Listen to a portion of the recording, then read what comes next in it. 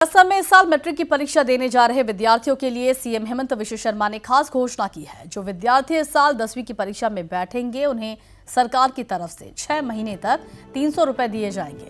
इसका उद्देश्य पढ़ाई के क्षेत्र में विद्यार्थियों की हर संभव मदद करना है।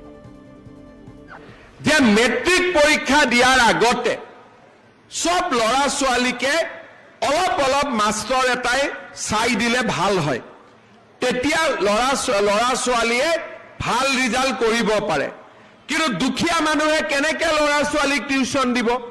সেই কাৰণে যিমান লৰা ছোৱালীয়ে মেট্ৰিক পৰীক্ষা দিব 6 মাহ আগৰ পৰা তেওঁলোকৰ বেংক একাউণ্টত মই 300 কৈ টকা দিম, যাতে মাষ্টৰক আমি টিউচন বা ঘৰত গাঁৱত যোন লৰা ছোৱালী অলপ শিক্ষিত লৰা ছোৱালী থাকে তেওঁলোকে যাতে গধূলি আমাৰ মেট্ৰিক কেণ্ডিডেট খিনিক পঢ়ুৱাব পাৰে।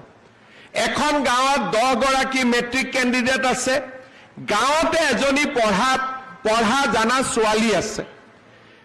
মেট্ৰিক কেণ্ডিডেটৰ বেংক একাউণ্টত মই 300 টকা দিম, 10 গৰাকী ছোৱালী লৰাই লগ লাগি 3 × 10 3000 হ'ল।